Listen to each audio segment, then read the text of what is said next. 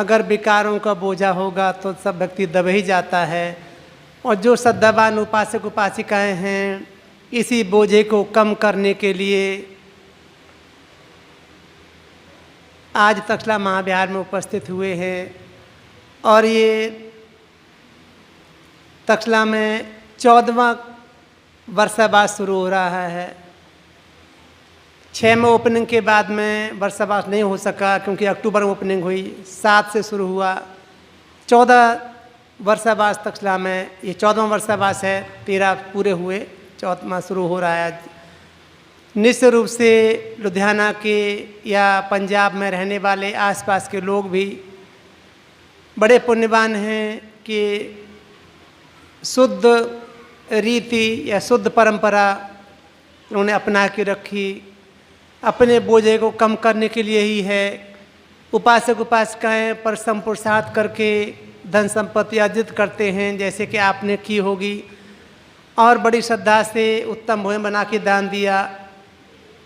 कुछ उपासक उपासिकाएं, खासकर सम्यक श्रद्धा समिति के लोग, रात को ही आ गए, छोटे छोटे बच्चों को लेकर भी आ गए और रात में रुक कर के यहाँ बारिश पड़ने लगी बड़ी तेज। पहले गर्मी बहुत थी तो परेशानी बढ़ गई, कैसे कमरे में सोएं। कमरे में बढ़ते थे तो गर्मी की वजह से बाहर निकल के आ जाते थे। बारिश पड़ी तो ऐसी पड़ी कि मौसम तो ठंडा हो गया, लेकिन लाइट चली गई तो बेचारे बच्चे ये परेशान बहुत रहे। गेट खोलते हैं तो मच्छर बहुत आते हैं, बंद करते हैं तो फिर परेशानी है, लाइट है नहीं।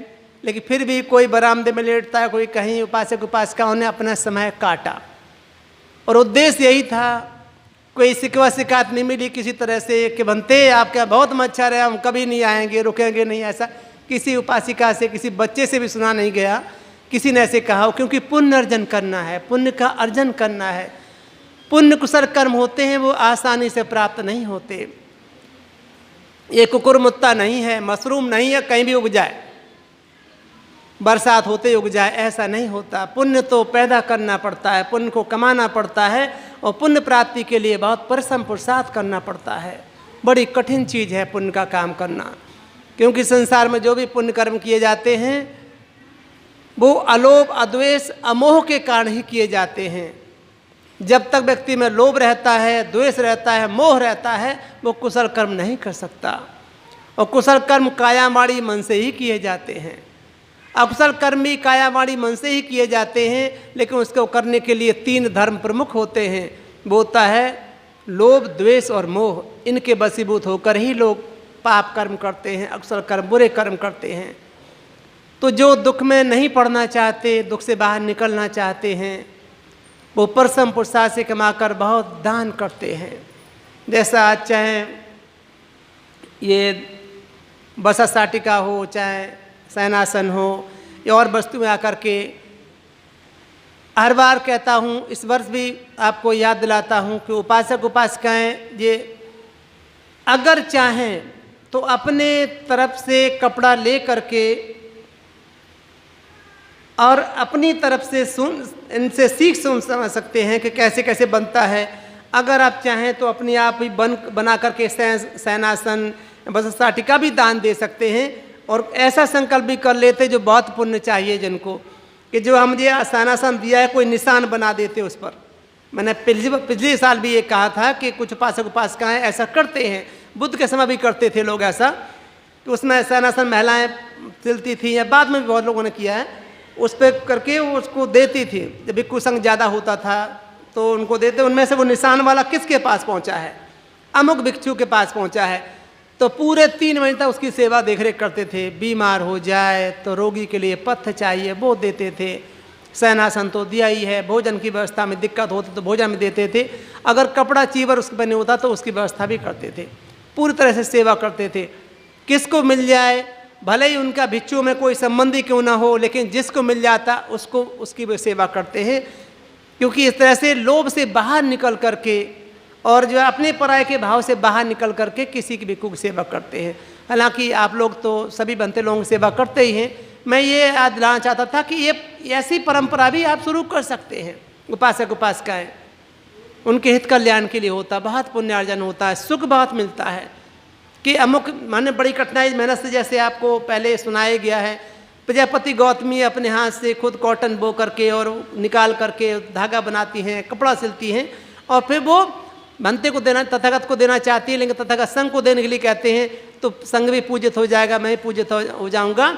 इस तरह से वो कितना परिश्रम किया होगा उसने, कितनी श्रद्धा उत्पन्न होती है, उसको कॉटन इकट्ठी करना, धागा बनाना, फिर काटना, फिर उसको कपड़ा बनाना, कूट करके मुलायम करना, मुलायम करने के बाद रंगना उसको, कैसे कैसे करके। लेकिन जितना ये काम किया जाता है, श्रद्धा सुख उतना ही बढ़ता चला जाता है। तो ऐसे ये दान किया जाता है, दान पुण्य किया जाता है। तो दान करने से, जो व्यक्ति दान पुण्य करता है उसको चाहिए कि सील का पालन भी करे। वो करते ही हैं अक्सर, लेकिन नहीं करते हैं तो करना चाहिए। दान व्यक्ति को सद्गति सुगति दिला देता है। दान पुण्य कोई व्यक्ति कहीं भी करता है, क्योंकि वो लोभ का त्याग करता है। मन में जो लोभ होता है, बिना लोभ को त्यागे कोई व्यक्ति दान नहीं कर सकता। लोभ को त्यागता है तो दान करता है, या कोई उपासिका बहन करती है। और दान करने के बाद में अगर वो चरित्र से ठीक ना हो, यानी हिंसक हों, क्रोधी हों, या फिर चोर हों, दुराचारी हों, झूठे नशे पत्ते का उपयोग करते हों, इस रास्ते पर चलते पर दान करते हैं, तो दान का जितना फल मिलना चाहिए उतना नहीं मिल पाता। क्योंकि दान तो नम्रता लेके आता है, दान तो मैत्री भाव सिखाता है कि जिसको तुम दान दे रहे हो, मन में क्रोध करके दान नहीं दिया जा सकता, देना चाहिए।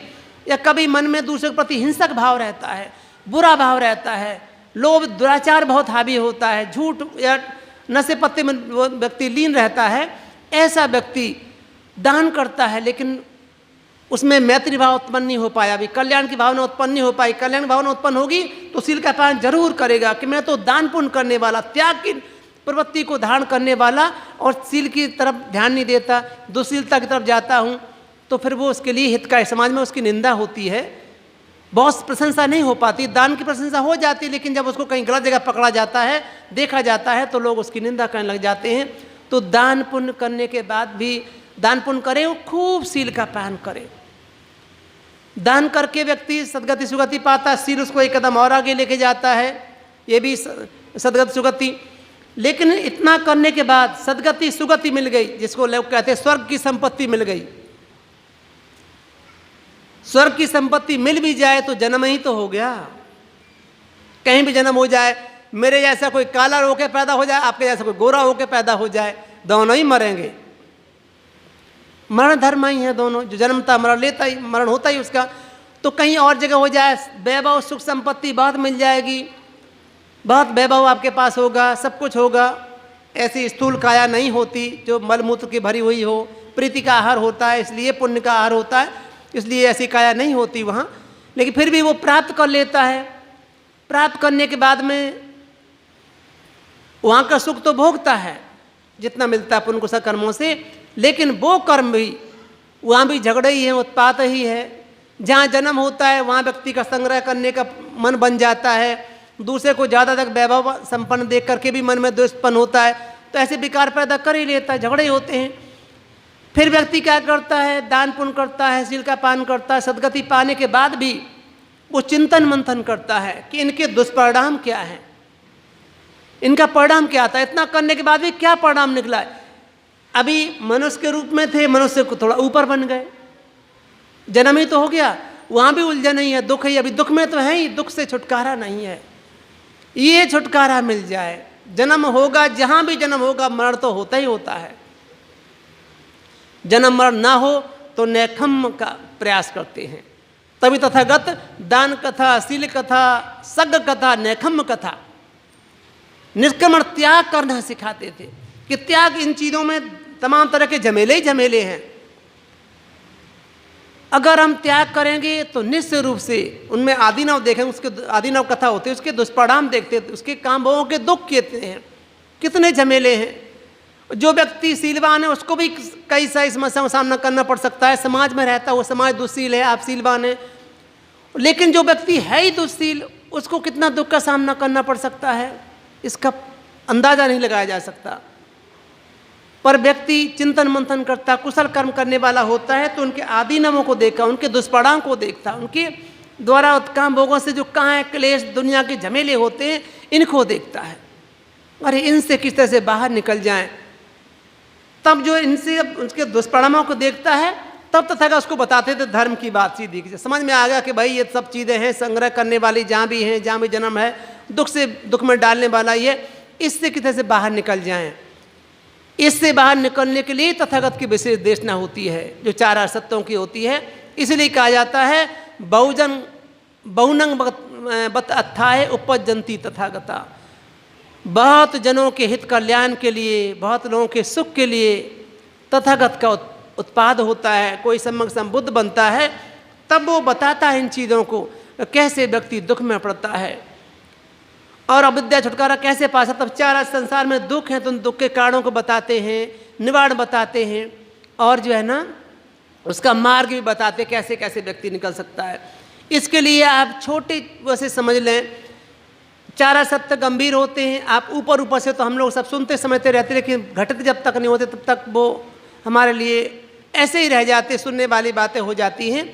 लेकिन ये समझो, जो व्यक्ति दुख से बाहर निकलना चाहता है तो दुख का उसको अनुभव करना चाहिए। जैसे बार बार कहते ही हैं, रोग का अनुभव नहीं करेगा तो रोगी इलाज कराने जा ही नहीं सकता किसी डॉक्टर, किसी वैद्य के पास। पहले रोग को समझना चाहिए कि मैं रोगी हूँ, तो वो निकलने के लिए छटपटाता है। तो आदि नाम कथा इसीलिए हुआ करती थी। आप दुष्परिणाम देखो, कितने दुख हैं संसार में, इससे बाहर निकलना है, छुटकारा पाना है इससे। इसके लिए व्यक्ति फिर बाहर निकलने के लिए प्रयत्न करेगा तो शील का पालन तो करेगा ही करेगा, लेकिन वो धम्म देश न सुनेगा, जिससे उसका चित्त और आर्य दृष्टि में, आर्य विनय में स्थापित हो जाए।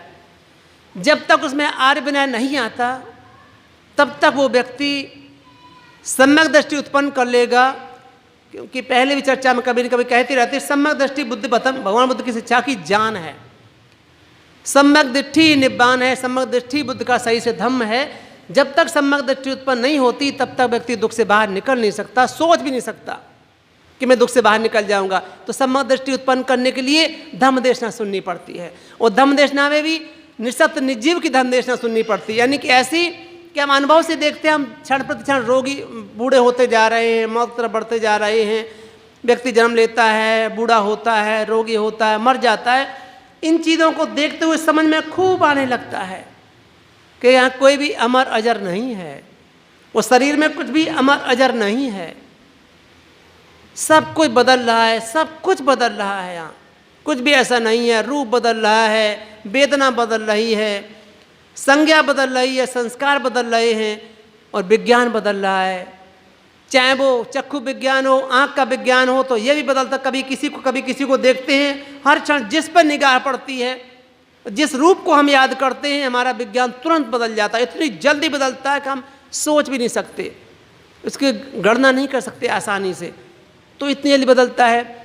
जैसे शब्द सुना है, हर एक शब्द के साथ अनेक विज्ञान उत्पन्न हो रहे हैं।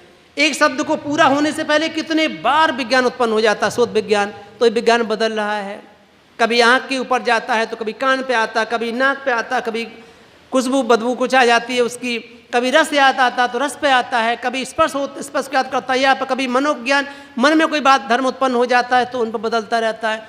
दुनिया में सब कुछ बदल रहा है, यहाँ कुछ भी स्थायी नहीं है।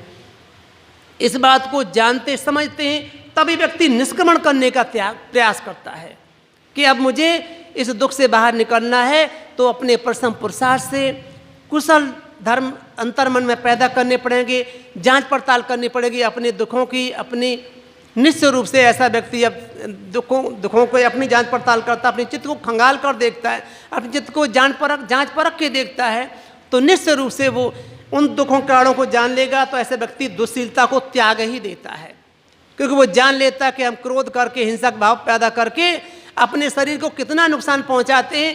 ये तो डॉक्टर से बना लगे, व्यक्ति को जब क्रोध उत्पन्न करता तो कितनी उसकी सेल डैमेज होती है, कितनी उसकी सेल्स होती हैं बॉडी में, कितनी डैमेज, कितनी उसकी हानि होती है। उसमें नेगेटिव एनर्जी तो पैदा होती, कितना उसके पॉजिटिव एनर्जी कितनी हानि पैदा कर देती, कितनी उसकी ऊर्जा नष्ट होती है, खत्म होती है। दुश्शीलता जहाँ भी आती है उसकी एनर्जी को, ऊर्जा को बर्बाद ही करती है। और अगर व्यक्ति शीलवान समझ जाए कि मुझे इस उलझन झमेले से निकलना है, तो शील का पालन करेगा, सील का पान करेगा तो निश्चित रूप से वो व्यक्ति अपनी ऊर्जा, एनर्जी, अपने जो है उसकी सामर्थ्य को संचय करके रखता है, अपनी ऊर्जा को बचा के रखता है। और जब ऊर्जा संचित होती है, क्रोध में नहीं, शांति से रहता है, झगड़ा नहीं करता बल्कि मिल करके रहने का काम करता है। व्यक्ति को त्याग में लगा रहता है, क्योंकि ये पुण्य है, कुशल कर्म है, पुण्य पर ही संसार निर्भर होता है, तो कुशल कर्म करने में लगा रहता है। और इसी तरह से व्यक्ति चरित्रवान बनता है, चंचल चित्त न होकर के अपने चित्त को, मन को बस में रखता, क्योंकि चंचलता दुख में डालती है। एक बार व्यक्ति के चित्त में दुश्शीलता जो आती है, किसी के बारे में उल्टा पुल्टा सोच लेते हो, आप नहीं समझ सकते आपकी चित्त की अवस्था क्या होती है। आपका चित्त बहुत मैला हो जाता है, इतना दब जाता है कुशल कर्मों से, अकुशल कर्मों से इतना दब जाता है, भर जाता है कि आप सोच भी नहीं सकते, बड़ी हानि करता है। और ऐसे बार बार पैदा करने से जो काम विकार पैदा कर, तो कितनी जल्दी बूढ़ा होता, कितने जर्जर होता है, आप सोच भी नहीं सकते। लेकिन जब सील का पान करना शुरू करते हो, संयम करना शुरू करते हो, तो समझ में आता कि मैं कितना अंदर से मजबूत, कितना संयमी, कितना तेजवान होता चला जा रहा हूँ। कोई उपासिका बहन उपासक कोई भी हो, आप करके देखोगे समझ में आएगा। लेकिन ये जांच पड़ताल आपको अपने मन में ही करनी पड़ती है। धर्म आपको दीवारों में दिखाई नहीं देगा, आप अपने मन में परख के देखो, अपने चित्त में परख के देखो, आपको प्रकट होगा, खुद ही महसूस करने लग जाते हो कि ये क्षण क्षण कैसे दुख पैदा होता है, कैसे इससे बाहर निकल सकते हैं। तो ऐसे आप झूठ से, नशे पत्ते से बाहर निकलते हो, तो आपका चित्त शांत बस में होता है। बस में होते होते एक समय ऐसा होता है कि दुश्शीलता पूरी तरह त्याग देते हैं हम, तो हमारे अंदर सद्धम उत्पन्न होता है, यानी मेरा चित्त समाहित होता है। समाहित होता है तो जब, जैसे आपको अभी मुत्ताबोधी बता रहे थे कि प्रज्ञा जागती है। प्रज्ञा जो चीज़ है ना, बड़ी ऊपर की चीज़ है। हम लोगों के नाम प्रज्ञा होते हैं, कोई प्रज्ञा नाम रख दिया, लड़की का प्रज्ञा बोधी रख दिया, किसी आदमी का प्रज्ञा दीप, कुछ भी, ये संज्ञाएं मात्र हैं, लेकिन प्रज्ञा बड़ी ऊपर की चीज़ है। प्रज्ञा ऊपर की इसलिए है कि प्रज्ञा जब जागती तो अनित्य दुख अनात्म ही को लेके जागती है, वो विनाश ही कर देती विकारों का। जब भी उदय व्यय की परख करने वाली प्रज्ञा उत्पन्न होती, जागती है, तो उस उदय व्यय के माध्यम से, उदय व्यय नहीं, सभी चीज़ों का उदय व्यय देखता है, संसार में हर तरह के उदय को देखता है। तो कुशल को अकुशल को दोनों को छोड़ता है। वो कुशल हमारा होता है, हमें तब तक हमारा सहयोग करता है वो जब तक हम दुख से बाहर निकल नहीं पाते। लेकिन एक समय ऐसा आता है जब दुख से बाहर निकलते तो कुशल भी साथ छोड़ देता है, और अकुशल तो पहले ही साथ छोड़ चुका होता है, तो दोनों से ऊपर उठ जाता है। तो ऐसा ही बुद्ध का रास्ता है, न पाप को पकड़ के रखना है, न पुण्य को पकड़ के रखना होता है। पाप पुण्य दोनों छुटकारा पाता, तब वो बीच का रास्ता पकड़कर व्यक्ति अरहंत अवस्था को प्राप्त करता, दुख से बाहर निकलता है। ये निब्बान का मार्ग होता है। अगर जो है ना कुशल को ही करके उसका अहम जाके बैठ जाएगा तो भी बंधन ही बनते हैं, और अगर व्यक्ति अकुशल करता तो उसको बंधन बनते ही चले जा रहे हैं। और अगर ऐसे बंधन बांध ली, दुश्शीलता धारण करके दुख में, पता नहीं कब तक हम दुख में पड़ जाएं, ऐसी जगह जन्म हो जाए, कितने ही बुद्ध उत्पन्न होकर चले जाएं, कुछ पता नहीं। इसलिए तथागत कहते एक क्षण भी चूकना नहीं चाहिए बिच्छुओं, एक क्षण भी चूक नहीं होनी चाहिए। इतने सतर्क, इतने सजग रहो कि एक क्षण का चूका हुआ व्यक्ति भी बहुत पीछे चला जाता है। धन संपत्ति तो तुम कभी पैदा कर सकते हो, धन संपत्ति तो एक फूल के दान करने से मिल जाती है। तथा कहते हैं, पहले भी सुनते ही आए हो, एक पुप्पंग युक्तान है 80 कोटि कपियंग दुर्गतिंग ना भी जाना भी एक पुप्प से इमंग फलंग। पुब्ब चेतना, मुंच चेतना, अपर चेतना, इन तीन चेतनाओं से कोई व्यक्ति जब कोई दान पुण्य करता है तो तथा कहते हैं एक फूल का दान किया इन तीन चेतनाओं से, यानी कि वर्तमान में दान करने से पहले, दान करते समय और दान करने के बाद, तीन अवस्था में चित्त को बहुत प्रसन्न किया। एक फूल ही क्यों दान नहीं कर दे, जैसे उपासिका बहन को दूर दूर से जलंधर से लेकर के आए, अमृतसर से कहीं से, तो ऐसे फूल बिछाए, तो ऐसे कर एक फूल दान कर करके भी तीन तरह की चेतना उत्पन्न कर ले वो, पुब्ब चेतना, मुंच चेतना, अपर चेतना। दान करने से पहले आज पवित्र भिक्खु संघ को जो तथागत ने स्थापित किया था, जिसमें सम्यक संबुद्ध सम्मिलित होते हैं, जिसमें महाअरहंत सम्मिलित होते हैं, जिसमें अग्र महासावक या अग्र सावक सम्मिलित होते हैं, जिसमें और भिक्खु भिक्खुनियाँ कितने ही दुख से बाहर निकले हुए वो सम्मिलित होते हैं। और एक बुद्ध का ही नहीं, ये संसार में बुद्ध का संघ, बुद्ध का धर्म जब उत्पन्न होता है, जब स्थापित किया जाता है, तो जैसे लंबे समय तक चलता है।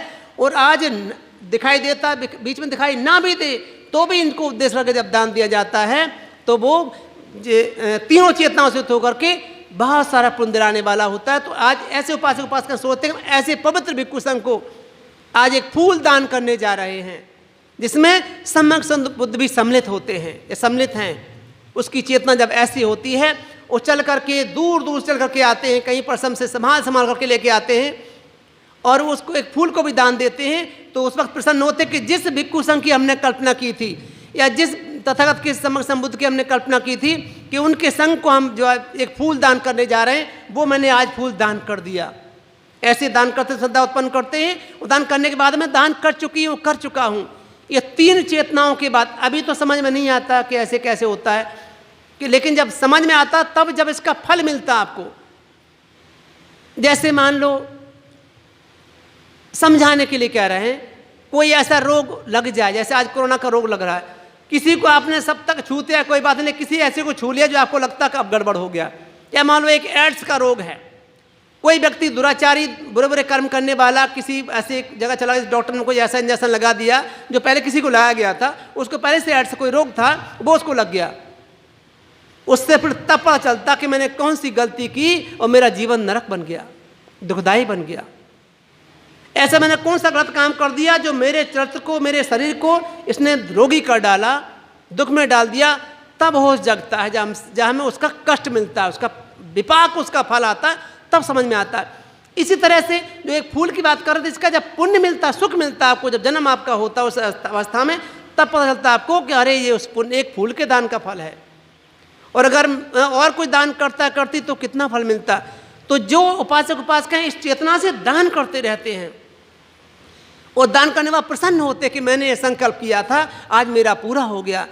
ऐसे 3 अवस्था में कोई छोटे सा फूल भी दान कर देना, किसी को गिलास पानी भी दान कर देते हो, ऐसे आर्य पुरुषों को, आर्य व्यक्तियों को या आर्यों के उद्देश्य से फिर आर्य उलझ जाता है। बुद्ध के, मैंने पहले भी कई बार बताया आपको कि आर्य वो नहीं है जो आजकल लोग तमाम चर्चा करते हैं। तथागत की शिक्षा में तो दूसरे के आर्य आते हैं। जैसे कोई व्यक्ति होता है, देखने में सुंदर होता है, अच्छा लगता है, उसका आचरण किसी का अच्छा लगता है, ऐसे भी आर्य समझ लेते हैं आप। किसी का जो है ना, जैसे जो पटवेदार होते हैं वो तो दुख से बाहर निकले हुए आ रहे होते हैं, उनके लिए क्या यहाँ श्रेष्ठतम जीवन जीने वाले, बहुत उत्तम जीवन जीने वाले, विकार मुक्त अवस्था को भोगने वाले, विकार मुक्त अवस्था में रहने वाले, उन आर्यों के लिए तथागत ने कहा कि ऐसे आर्यों को दान करने वाले जो जीवन मुक्त हैं, जन्म छुटकारा पा लिया, अपने विकारों का अंत कर लिया, जिन्होंने आश्रमों को खत्म कर लिया, ऐसे लोगों को उद्देश्य कोई दान करता तो ये संपत्ति कभी अर्जित की जा सकती है। लेकिन तथागत कहते भिक्षुओं, इसलिए व्यक्ति को बहुत सजग रहने का काम करना चाहिए। एक पल के चूके पता नहीं कहाँ किस दुख में पड़ जाएं, किस दुख चक्र में चले जाएं, और फिर कितने ही बुद्ध पैदा होकर चले जाएं, हमें पता भी नहीं चलता, जान भी नहीं पाते कि कितने बुद्ध होकर चले गए। ऐसा जीवन भी आता है। अभी लोग हैं समाज में, अभी ऐसे बात समझते हैं कि कहीं कोई स्वर्ग नहीं, कहीं कोई नरक नहीं है, बुद्ध वचनों को ठीक से पढ़ा नहीं है। इसलिए बुद्ध से अधिक संसार में किसी ने नहीं बताया इनके बारे में व्याख्या की कि छोटे छोटे कर्म को करके व्यक्ति कहाँ कहाँ पहुँच जाता है, बुरे कर्म या छोटे काम करके, पुण्य करके कहाँ कहाँ पहुँच संपत्ति प्राप्त कर लेता है। तथागत ने बहुत उपदेश दिया है। तो जब व्यक्ति इन चीज़ों से भय मानता है, डरता है कि ये दुर्गति में ना चला जाऊँ, दुख में ना चला जाऊँ, क्या कीड़े मकोड़े दिखते नहीं, जीव जंतु नहीं है ये, क्या इनका जीवन सुखदायी है, सुख का जीवन जीते हैं जी। जो रस्सियों से बंधे होते हैं, बेड़ियों में बंधे जकड़े होते हैं, या जंगलों में पड़े होते हैं, जो चल फिर भी नहीं सकते, खा भी नहीं सकते अपने आप, जीव है वो, लेकिन भोजन पानी व्यवस्था नहीं कर सकता, पड़ा हुआ सड़ रहा है, गल रहे हैं, पड़े ऐसे कराह रहे हैं, आपको दिखते नहीं। वो जीवन, वो भी प्राणी हैं, कैसे कैसे जीवन, दुखदायी जीवन जीते हैं। उनमें से हम भी हो जाएं तो धर्म नहीं जगता उस अवस्था में। ऐसी दुर्गति में गए प्राणियों को धर्म समझ में नहीं आता। ये तो मनुष्य को समझ में आ सकता है आसानी से, ये मनुष्य ऊपर कोई समझ सकता है, तो कितना कठिन होता है इस पुण्य कुशल धर्म का सुनना या पुण्य कुशल कर्म का अर्जित करना। तो जो उपासक उपासिकाएं ऐसा जाने लग जाते हैं, चिंतन मंथन करने लग जाते हैं, वो व्यक्ति, वो प्राणी अकुशल कर्मों को त्यागने लग जाते हैं। उनमें जब ये क्या कहते हैं प्रज्ञा जागती है, होश जागता है उनका, तो उदय व्यय का ज्ञान उत्पन्न उनके अंदर होता है। संसार ऐसे उत्पन्न होता है, ऐसे व्यय होता है, हम किस कारण से उत्पन्न हुए हैं और क्यों इस कारण जन्मों जन्मों तक हम चलते चले आए। जैसे अभी छोटे बनते ने आपको बताया था मुत्ताबुद्दीन ने कि जो पृथ्वी समुत्पाद की बात बताई, संसार चक्र कैसे चलता चला जाता है, ये चक्र हमने चला के रखा है। जब ये होश जग जाता है कि चक्र को हम ही चलाए जा रहे हैं, इसका कोई और नहीं, न देवो ब्रह्मा व संसार तिसारिको सुत धम्मा पवतंती हेतु संभार पच्चया। इस शरीर को बनाने वाला कोई देवता नहीं है, कोई ब्रह्मा नहीं है, कोई ऐसा नहीं है। ये तो हेतु संभार, ये तो जो है ना कारणों पे निर्भर है, कारणों की वजह से उत्पन्न हुआ है, कारणों की वजह से आगे बढ़ता चला जाता है ये, और कोई इसका बनाने वाला नहीं है। जब ये बात समझ में आ जाती है तो अकुशल कर्म करना, बुरा कर्म करना लोग छोड़ देते हैं और वो कुशल का संचय करते हुए संसार की सच्चाई को, अनित्य दुख अनात्म को समझते हुए दुख से बाहर निकल जाते हैं। ये कर्म, ये जो अवस्था होती है वो व्यक्ति को खुद ही प्राप्त करनी पड़ती है, खुद ही उसके लिए परिश्रम पुरुषार्थ करना पड़ता है। निश्चित रूप से आप लोग भी ऐसे कुशल कर्म करने के लिए ही आए हैं। दूर दूर से चल के भी आते हैं, पास से भी आते हैं, अपने काम छोड़ के भी आते हैं। लॉकडाउन चल रहा है, बंद प्रतिबंध लगाया हुआ है, लेकिन तो भी उपासक उपासिकाएं इसको तोड़ करके श्रद्धा उत्पन्न करके, बहुत लोगों को फ़ोन भी नहीं किया, बहुत मैसेज तो बिल्कुल भी नहीं किसी को किया, लेकिन उपासक उपासक कहीं से पता चला है, कुछ लोगों को हम लोगों को सुनने से मिल गया, तो भी लोग आए हैं। निश्चित रूप से आप इस श्रद्धा को बनाए रखो और आप ऐसे कुशल कर्म करते चले जाओ, सद्धर्म की देशना सुनते चले जाओ। संसार बिल्कुल अनित्य है, क्षणभंगुर है, नष्ट होने वाला है। इसमें एक एक पल का उपयोग, एक एक समय का उपयोग करते चले जाओगे। इसके लिए आवश्यक है अपने घर परिवारों में जहाँ जहाँ भी रहते हो खूब कड़ाई से शील का पालन करो। अकुशल कर्मों को छोड़ करके कुशल कर्मों में अपने चित्त को लगाओ, परिश्रम पुरुषार्थ करो, मेहनत से कमा करके अपने परिवार का पालन पोषण करो। जिनका पालन पोषण करते हो उनके प्रति द्वेष जगा लेते हो तो और कष्ट बढ़ ही जाता है। पालन पोषण करो, जिनका पालन पोषण कमा कर जो लोग करते हैं वो भी प्रसन्न रह करके भावना पैदा करें कि हमारा पति है, हमारा बेटा है, हमारा भाई, हमारा बाप, जो भी है, परिश्रम पुरुषार्थ करके, या खुद भी मेहनत करती हैं कोई महिलाएं, परिश्रम पुरुषार्थ करके जो हमने धन संपत्ति कमाई है वो दूसरों के हित कल्याण के लिए है, दूसरों के मंगल के लिए है, परिवार के पालन पोषण के लिए। अगर हम ऐसा करेंगे, इनके प्रति द्वेष जगाएंगे तो मेरे कुशल अक्सर बढ़ने लग जाएंगे। तो इस तरह से उपासक उपासिकाएं अपने चित्त को प्रसन्न करते हैं और वो अपने कमाए हुए धन को उनके ऊपर जो खर्च करते हैं तो बिना किसी अहम के, बिना किसी घमंड के, बल्कि मैत्री भाव से उनके ऊपर खर्च करते हुए मैत्री उत्पन्न करते चले जाते हैं कि ये पालन पोषण जो हमने धन संपत्ति कमाई है, इस कुशल कर्म से हमारे पालन पोषण होगा, हमारा परिवार भी सदमार्ग पर चलने वाला बन जाए, उसको कुशल संस्कार मिलने लग जाए, जिससे वो भी सदमार्ग पर चलता हुआ शील का जीवन जीता हुआ दुख चक्र से बाहर निकल जाए, या कुछ ऐसी बातों को धारण कर ले जो बार बार उसको दुख में डाल करके परेशान करती है, उस दुख से उलझन से बाहर निकल जाए। ऐसा आप संस्कार, ऐसा प्रयास करते, ऐसे संस्कार देते चले जाते हो। निश्चित रूप से ऐसा करते करते आप अपने लिए पुण्य अर्जित कर लेते हो, अपने सुख संपत्ति अर्जित कर लेते हो, और जो लोग उपासक उपासिकाएं आपके घर परिवार के संबंध में जो संपर्क में होते हैं वो लोग भी आपसे कुछ सीख करके आपके त्याग भावना को परिश्रम पुरुषार्थ दे करके, हो सकता है उनके भी समझ में आ जाए, वो भी कुशल कर्म करने लग जाएं। आपके जो पालन पोषण किए जाने पर बिना किसी अहम को पैदा करके वो भी उसका उपयोग करते हुए अपने जीवन को अच्छा बना लें। ये काम तो तुम्हें करना ही पड़ता है, करते ही हो तो प्रसन्नतापूर्वक करो। निश्चित रूप से आप ऐसे कुशल कर्म करके, और भिक्षु संघ जैसे पहले से सुनते चले आए हैं, जानते ही हैं कि अब यहाँ अभी 2 बनते और आ सकते हैं, अगर आ पाए शाम तक तो, नहीं आ पाए तो 6 लोग तो बनते हैं ही यहाँ। तो ये बरसाबास यहाँ करते हैं, हर साल भी आप लोग ऐसे आकर के इसमें भाग लेते रहते हो। 3-4 अभी तो बरसाबास आज से शुरू हुआ है और ये 31 अक्टूबर को बरसाबास ये पूर्णिमा के रूप में तो ख़त्म होगा, लेकिन कठिन चीवट दान भी करते हैं आप, तो वो 8 नवंबर को कठिन चीवट दान होगा। लंबा सा समय थोड़ा लगेगा इसमें, लगभग 4 महीने, उससे थोड़ा सा ज़्यादा। तो उस वक्त भी आपको बीच बीच में आकर के ये धम्म देशना सुनते रहना है, कुशल कर्म भी करते रहना है। हर साल करते हो, खूब अच्छे से करते हो, इस वर्ष भी आपको करना ही है, क्योंकि भिक्षु संघ जब यहाँ निवास करता है, क्योंकि आपकी जानकारी पंजाब के अलावा दूसरे स्टेट्स में भी है कि तखला महाबिहार से जुड़े हुए उपासक उपासिकाएं, वहाँ आने वाले उपासक उपासिकाएं बहुत अच्छे से ये ना बस साटिका जो सभी जगह नहीं दी जाती, उन्हें सभी जगह शयनासन दिए जाते हैं। कहीं कहीं ये लोगों ने ऐसी रीति बना के रखी है, परंपरा बना के रखी है, नहीं तो ये तक्षला में ज़रूर ऐसे आप लोग मेंटेन करके रखी है, बना कर रखी है कि आप यहाँ से सम्मिलित होकर करते रहते हो। लेकिन ये बात नहीं है कि समग्र श्रद्धा समिति की जिम्मेदारी है, आप सभी लोग मिलकर कर सकते हैं। आप अपने 10 बना के लेके आओ, आप संघ को दान करते हो, बनते 1, 2, 10 कितने हैं कोई बात नहीं, आप संघ को दान करते हो, आपको पुण्य तो मिल ही जाता है। छोटा सा भी एक आसन बना के लेके आते हो, अब मान लो बड़ा आसन तो आप पता नहीं, आप चौकोर एक ऐसा आसन बना लेते हो 2x2 का बना लेते हो, एक कपड़ा ही सिल लेते हो सिंपल, जैसे ये कपड़े डाल रखे जे बैठे आप, ये देते हो जिसमें बनते बैठ के जैसे आपके आसन पड़े हैं इसी साइज का बना के लेके आते हो, तो भी कोई उपासिका बहन श्रद्धा से उपासक लेके आता है कि हम ये लेके जा रहे हैं, इस बैठ के बिच्छू को साधना करेगा। हम लोग यहाँ बैठ के साधना करते हैं ना, उपासक आते ही ना सब लोग, वो ही बना के लेके आते हो कि ये हमने आसन बिछा के रखा, ये भिक्षु संघ को देंगे, भिक्षु संघ इस बैठकर 3 महीने आसन वो करेगा। हम लोग कभी कोई महाराष्ट्र से, कभी कोई राजस्थान से, वो उसमें यूपी से, गाजियाबाद से, दिल्ली से आसन भेज देते हैं कि बनते ये जो है ना आपके लिए आसन भेज रहे हैं, आप जो है ना इसे बैठ के साधना करना। एक जो गद्दी है जिस पर आसन बैठे हुए आप इस साइज का, तो यहाँ भी लोग ऐसा कर सकते हैं। अगर नहीं बना सकते तो मार्केट से ले लो 10-5 रुपए का। मैं ये नहीं कह रहा कि आप मुझे बहुत सा कुछ दे दो, मैं तो ये कहना चाहता हूँ कि आपका पुण्य बढ़ जाए, किसी तरह से आपका पुण्य, आपके पुण्य में वृद्धि हो जाए, तो छोटी छोटी वस्तुओं को त्याग करके, हमारे पास बहुत आ जाता, हम दूसरे मंत्र लोग दे देते, चाहे महाराष्ट्र से आ रहा है, यूपी से बिहार कहाँ आ रहा है, उनको दे देंगे, जाओ ये तक्षला के उपासक उपासिकाओं का दिया हुआ दान है, वो हर साल ऐसे करके छोटे छोटे आसन बना के हम लोगों को देते हैं, कपड़े का कैसा भी बना के देते हैं। भिक्षु संघ जितना इस्तेमाल करने में इस्तेमाल कर लेता, बाकी आप लोग भी लेके जाओ, उनको भी पुण्य मिलेगा। आप 2-4 दिन भी इसे बैठेंगे तो निश्चित रूप से उनको पुण्य मिलेगा। ऐसे करके आपका पुण्य बढ़ता है, आपकी श्रद्धा बढ़ता है, आपका सुख बढ़ता है। ये पता नहीं कौन सा चित्त आपका ऐसा उत्पन्न हो जाए, ये छोटा सा एक टुकड़ा आसन देने का 2x2 का, और ये भी पता नहीं कहाँ आपको जब अंतिम समय पर भी कोई ऐसी श्रद्धा पैदा आपकी हो जाए, वो दान आपको याद आ जाए, तो पता नहीं आप कितनी तरफ सुगत तब लेके जा सकता है।